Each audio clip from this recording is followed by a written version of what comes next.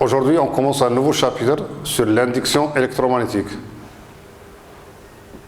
Induction électromagnétique, on appelle induction électromagnétique l'apparition d'un courant électrique ou d'une force électromotrice d'un circuit qui ne contient pas de générateur. Maintenant, on passe à l'induction mutuelle entre deux circuits, C1 et C2, indéformables, parcourus par des courants d'intensité I1, I2.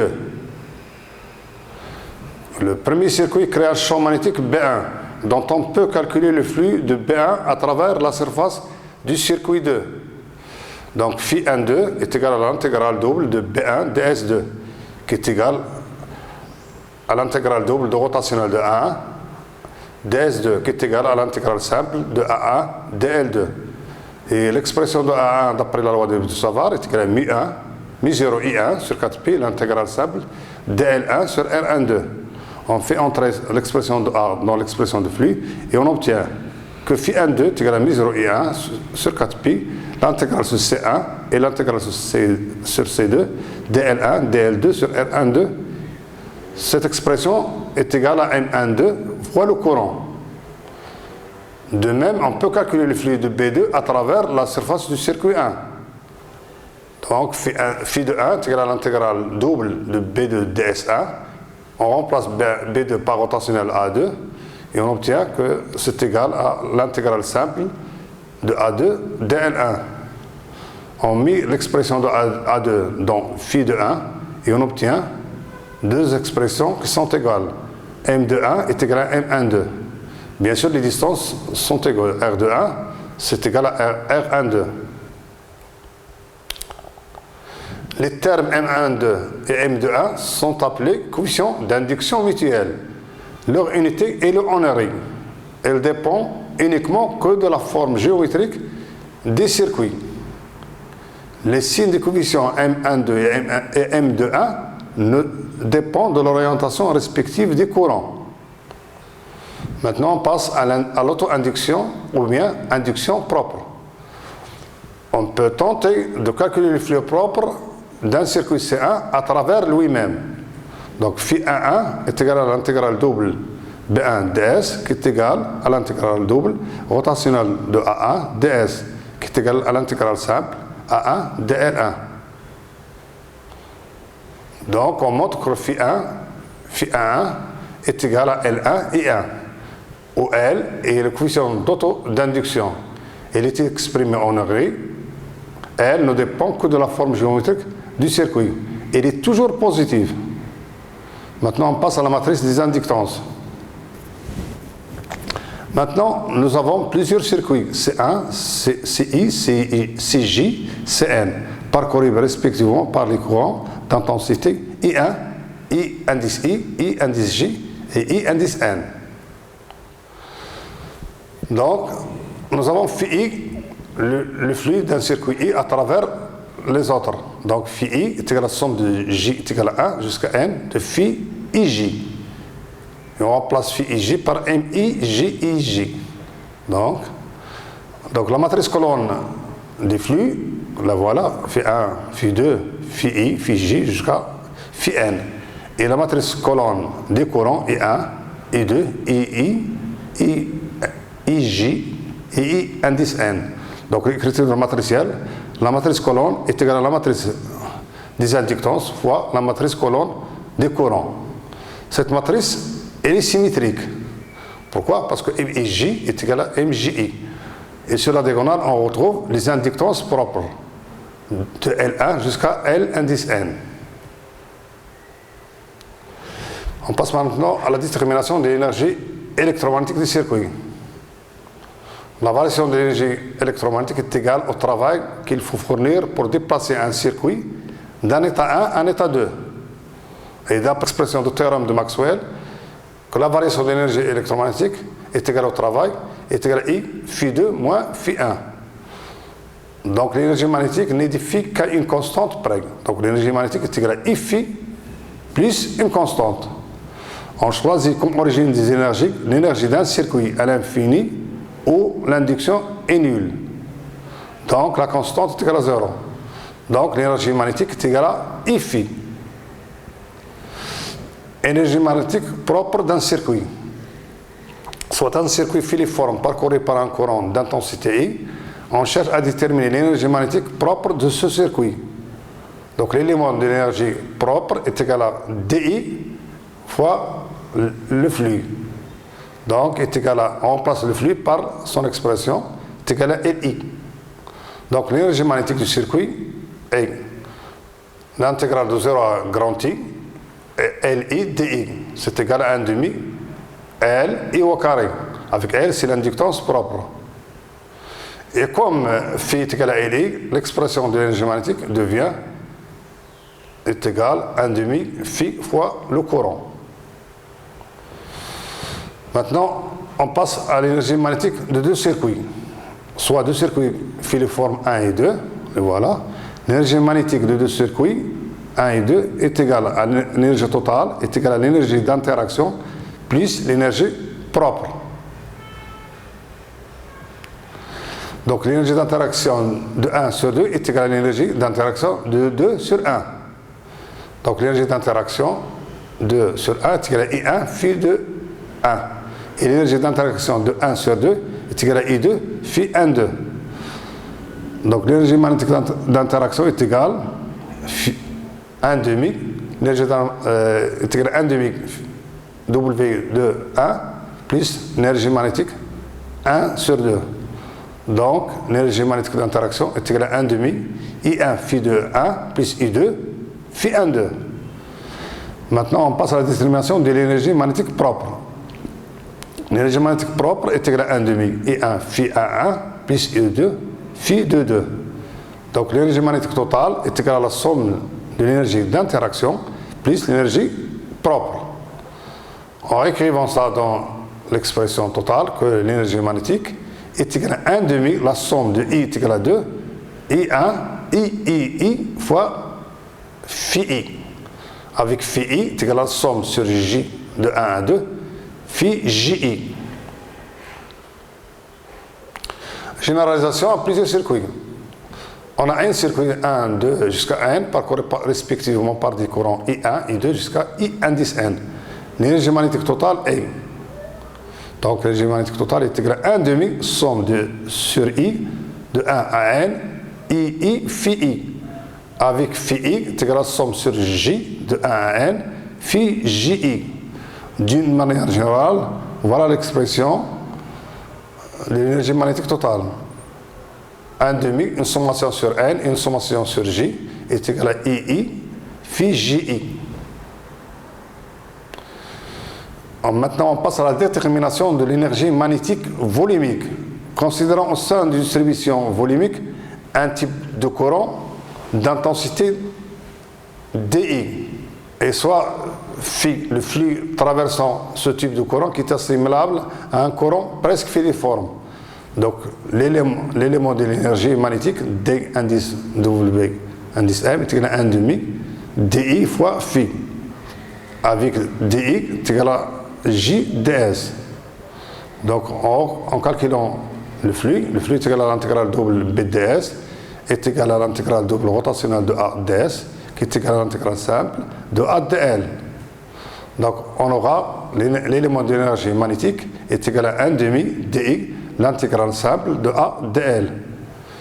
Et en sommant sur les autres types de courants, on aura l'expression de l'énergie magnétique volumique est égale à 1 demi l'intégrale double J ds multiplié par l'intégrale simple de A dl qui est égale en 1 demi l'intégrale triple de J fois A d'étau. Et c'est ça l'expression de l'énergie magnétique volumique. Maintenant on passe à la détermination de l'énergie magnétique localisée. Donc on revient à l'expression qu'on vient de calculer, que l'énergie magnétique est égale à 1 demi l'intégrale triple de J fois A d'étau. Et d'après l'équation de Maxwell-Ampère, rotationnel de B est égal à μ0 J. Donc J est égal à rotationnel B sur μ0. On remplace J dans l'expression de l'énergie magnétique par rotationnel B sur μ0, on tient l'expression. On sait que la divergence de A produit vectoriel B est égale à B rotationnel de A moins A rotationnel de B. Donc je remplace dans l'expression de l'énergie A rotationnel de B. Donc on obtient un double intégral. Donc le premier c'est 1 demi mu0 l'intégrale triple de B carré de taux moins 1 sur 2 mu0 la divergence de A produit vectoriel B de taux. On passe maintenant de l'intégrale triple à l'intégrale double.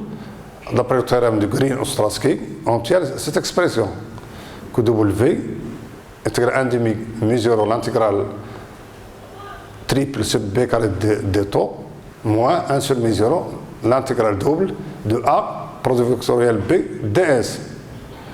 Considérons maintenant une sphère de rayon infini qui enferme l'espace. Donc l'intégrale triple sur le volume devient l'intégrale sur l'espace moins l'intégrale double sur une sphère de rayon infini. Et puisque A, on est sur la sphère, puisque A il est en 1 sur R et B il est en 1 sur R carré, donc cette intégrale double sur la sphère infinie tend vers 0. D'où l'expression d'énergie magnétique localisée se simplifie. On aura l'expression égale à 1 demi mu0 l'intégrale triple sur l'espace de B carré de taux avec oméga indice M et la densité d'énergie volumique.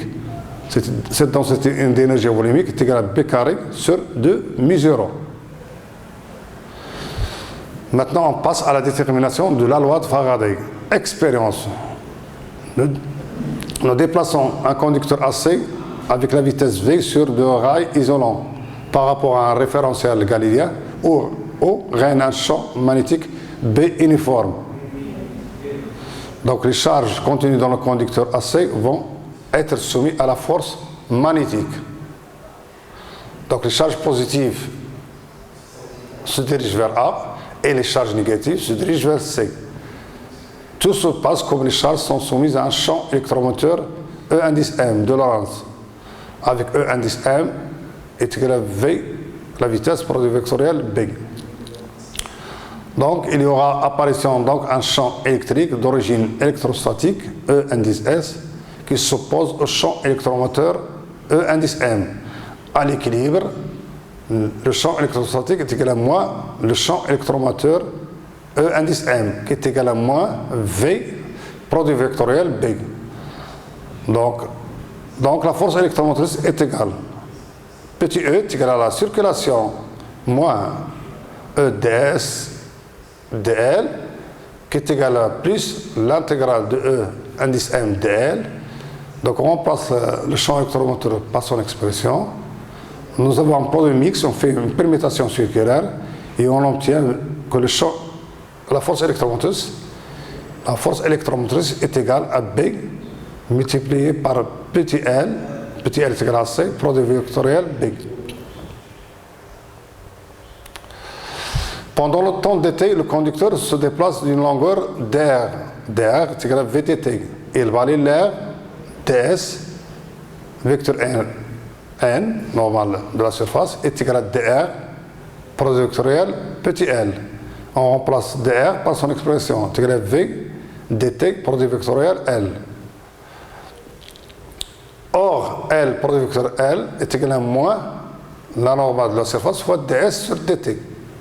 Alors, E est égal à moins B, vecteur multiplié par la dérivée de la surface sur dt. On sort la dérivée de l'autre côté, puisque B est uniforme. Donc, E est égal à moins la dérivée du flux sur dt. Cette relation traduit bien la loi de Faraday. Maintenant, on passe à la détermination de la loi de Lenz. Expérience. Maintenant, le circuit est placé dans un champ magnétique uniforme qui lui est perpendiculaire. Le conducteur se déplace sous l'effet de la force de la place. Voilà. Le travail de la force magnétique est égal à I dφ avec dφ et le flux de B à travers la surface balayée par le conducteur lors de son déplacement. On fait un bilan d'énergie. L'énergie fournie par le générateur est égale à quoi? Est égale au travail plus l'effet Joule. Donc cette énergie est égale à I fois dt est égale à I dφ plus RI au carré dt. Donc on divise par dt, on obtient EI est égal à I d phi sur dt plus RI au carré. Donc on simplifie par I, on obtient que la tension est égale à moins E plus RI. Donc le courant qui traverse le circuit est égal à quoi? I est égal à U sur R plus petit e sur R, qui est égal au courant I initial, I indice 0, plus petit i. Ben, avec petit i est égal à petit e sur R.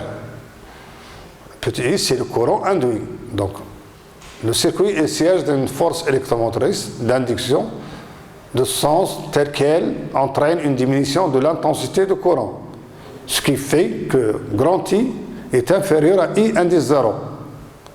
Donc le courant induit est de signe contraire à celui de I.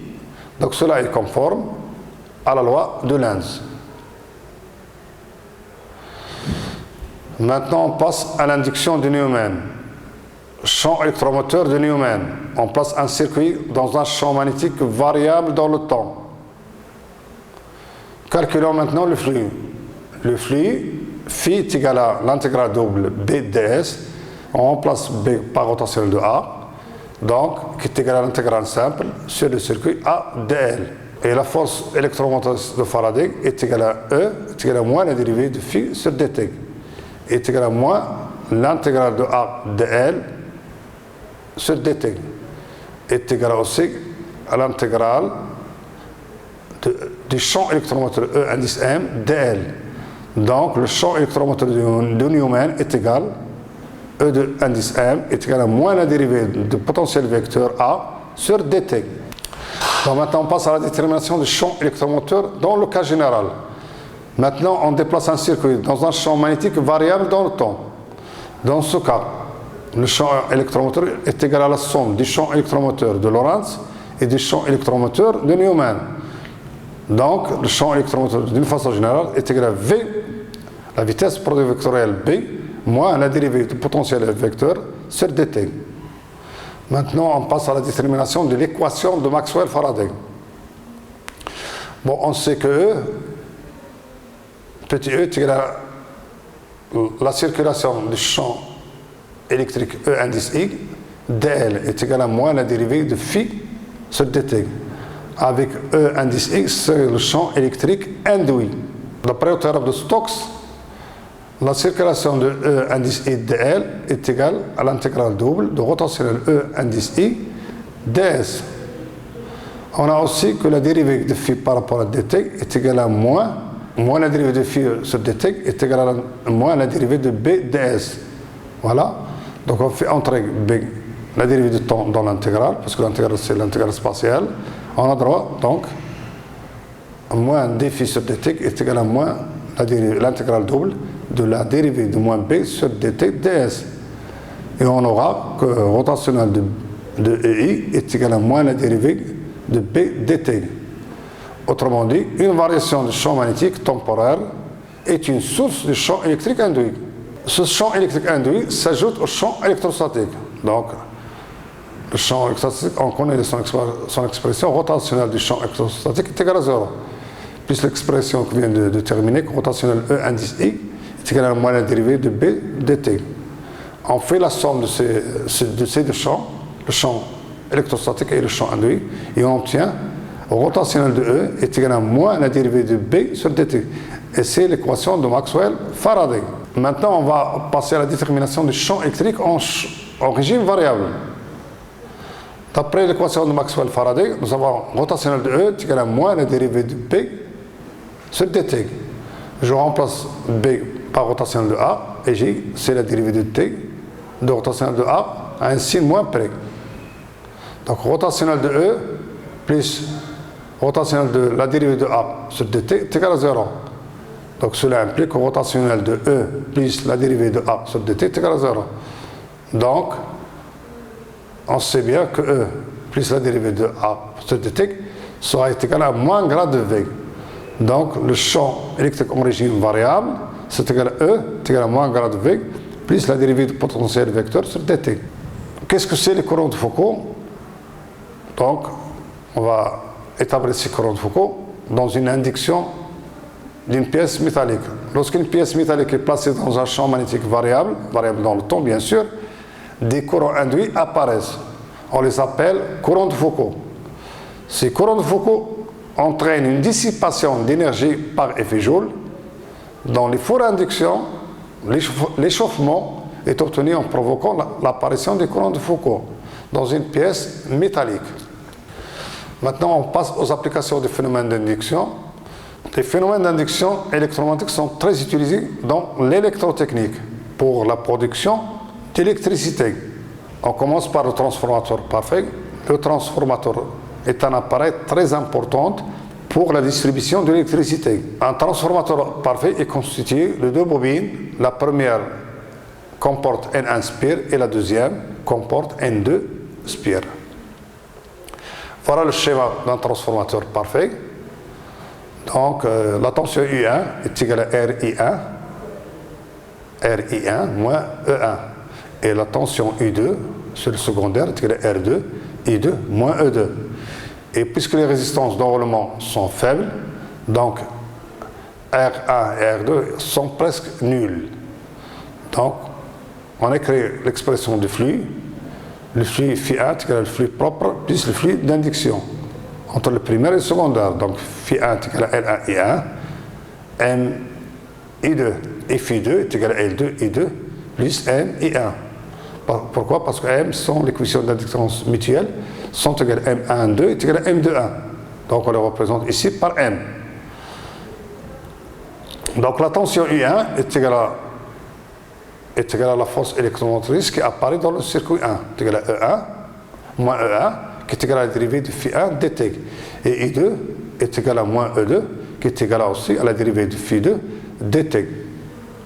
Donc U1 est égal à N1, la dérivée du courant I1 sur dt, plus M2, la dérivée du courant I2 sur dt. Et U2 est égal à L2, la dérivée du courant I2 sur dt, plus M, la dérivée du I1 sur dt. Donc à partir de la première équation, on sort l'expression de DI1 et on la remplace dans la deuxième et on obtient U2 de la forme suivante.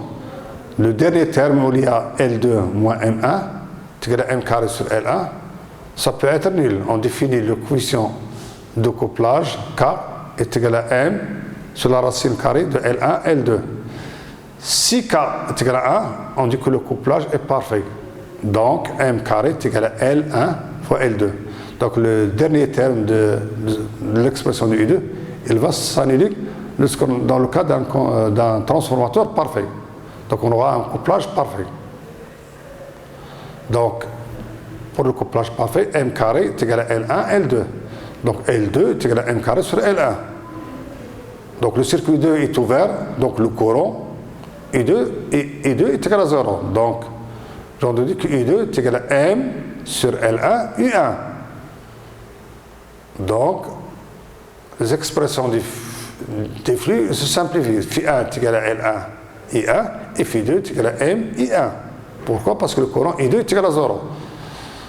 Donc soit Φ, petit Φ, le flux de B à travers une seule spire. On retrouve la relation du transformateur parfait que N1 est égal à Φ1 sur I1 est égal à N1 petit Φ sur I1 et M2 est égal à Φ2 sur I1 qui est égal à N2 petit Φ sur I1. Donc on fait le rapport I2 est égal à M, l'inductance mutuelle M sur L1 fois U1. Donc on fait le rapport U2 sur U1, on retrouve est égal à N2, nombre de spires N2 sur N1. N2 c'est le nombre de spires dans le secondaire, et N1 c'est le nombre de spires dans le primaire. Pour le transformateur d'isolement, I1 est égal à U2 et N1 est égal à N2. Donc on utilise les transformateurs d'isolement, dans l'électronique pour éviter les problèmes de masse, pour ne pas court-circuiter accidentellement une portion du circuit. Maintenant on passe aux alternateurs. Les alternateurs sont utilisés pour la production de l'électricité. On prend un alternateur simple, considérant une bobine comportant un spire de surface S, tourne à la vitesse angulaire oméga. dans un champ magnétique B uniforme autour de l'un de ses diamètres. Donc l'angle θ entre B et S est égal θ de T est égal à oméga de T plus phi. Et le flux est égal à B fois la surface est égal à N B fois la surface. Donc l'angle entre B et S c'est θ. Donc est égal à N BS cosinus θ avec θ est égal à oméga de T plus phi. D'après la loi de Faraday, on dérive ce flux pour obtenir la force électromotrice. Donc la force électromotrice est égale à oméga N B fois S sinus oméga T plus phi.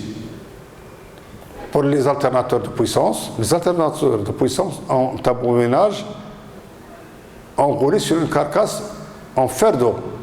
L'inducteur est une bobine à noyau de fer parcourue par un courant continu et elle tourne à vitesse constante. L'induit à une fréquence de rotation est égale à celui de l'inducteur. Pour une fréquence de 50 Hz, il faut 3000 tours par minute. Et on obtient cette fréquence pour les turbo-alternateurs.